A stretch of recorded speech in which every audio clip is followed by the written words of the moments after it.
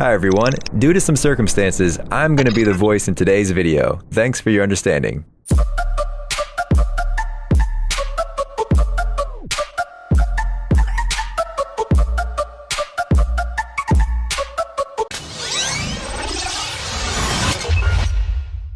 Laying paving stones. The creation of the paved roads we're used to usually starts in specialized workshops. First, cement, crushed stone, dyes, and plasticizers are mixed. The mixture is then processed on a vibrating table, cast into molds, and let to harden. When the paving tiles acquire their trademark appearance, they are sent to the construction site. There, workers have to lay them properly on a specially prepared surface. This is a traditional paving method, but the one you see on the screen is a more original way. The workers use a template and mortar to shape the slabs directly where they are going to be laid. The mixture has a thick consistency, it is malleable, and can take almost any shape. If it is properly densified, it won't lose its shape after removing the template. Thanks to this, the workers can speed up the process and reduce the cost of laying the path.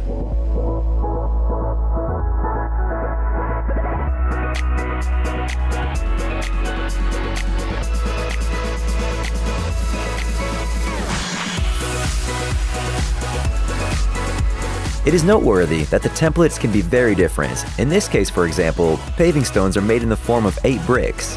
This paving method forces the craftsman to work very carefully.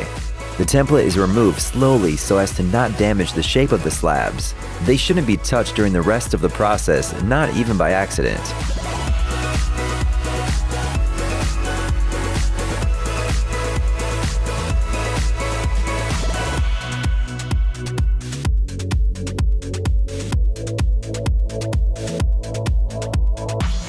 Roof covering. A rather large number of materials is used to cover roofs. One of the most common is metal sheets. They are usually made of lead.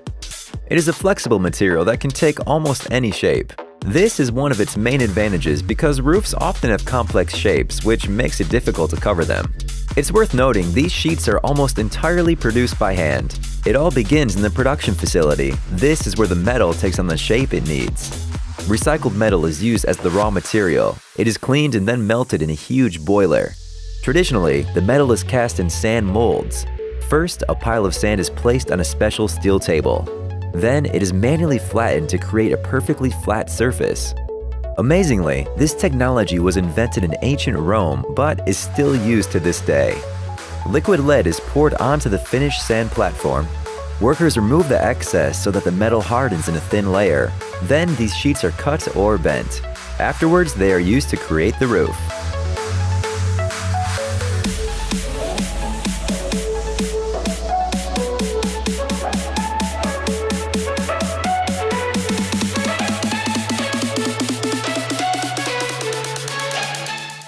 Wall finishes.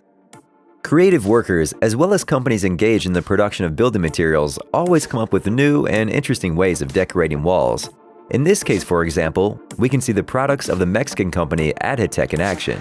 This is a special powder designed specifically to create original textures on the walls.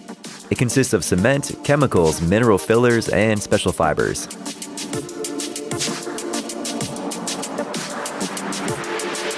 When the powder is mixed with water, it forms a thick, dense paste, which is used to finish the wall.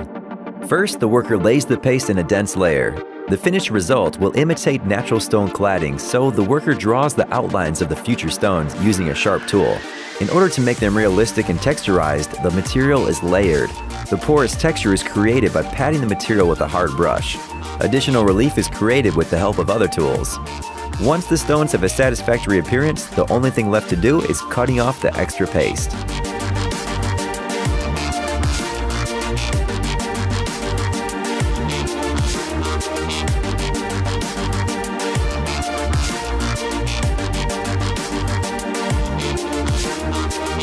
Another way to decorate a wall is to make fake tiles. In this case, the worker layers the paste in thicker layers again. He then uses the sharp end of a trowel to draw patterns. At this stage, the resulting texture is too sharp.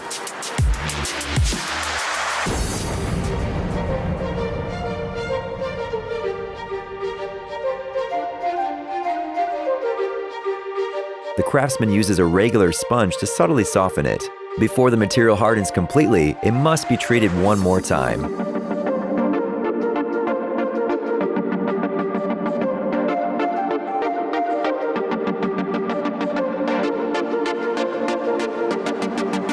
the worker cuts off strips of material to create the tile joints. This step requires precision, which is why the expert uses a construction level to avoid mistakes.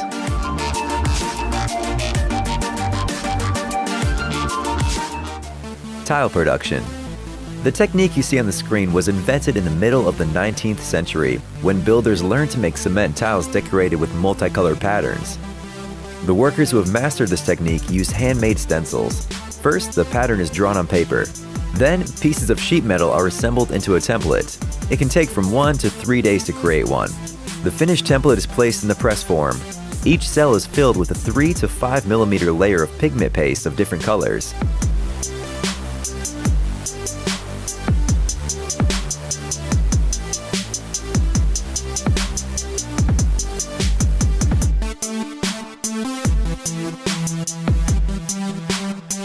After that, the template is carefully removed from the form.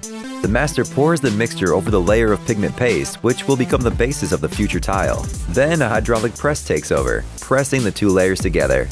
Interestingly, the concrete tiles are not fired.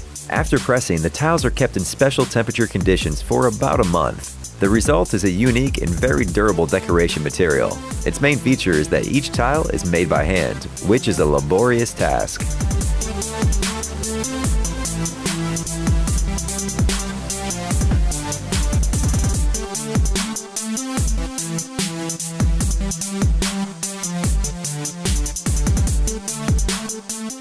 Concrete patterns.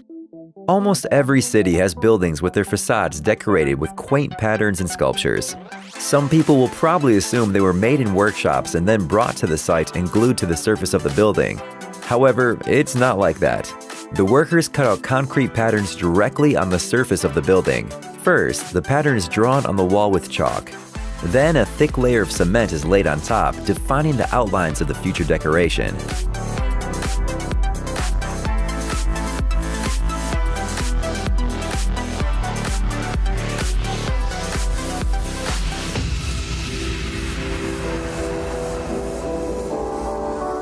Finally, the sculpting stage begins when the master cuts out the pattern on the surface, giving it an aesthetically pleasing shape.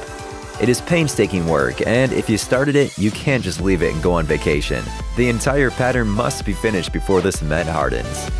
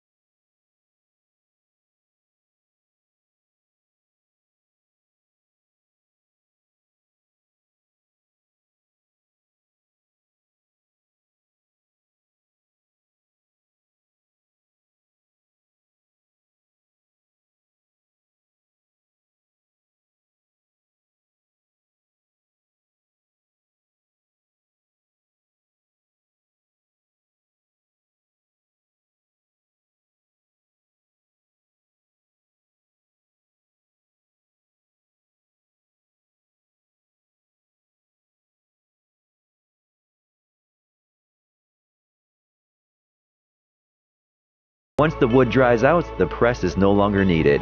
The wooden beam keeps its new shape. Now, you just have to attach the wood to the ceiling beams and the wall. In this case, a pneumatic brad nailer is used to fasten it.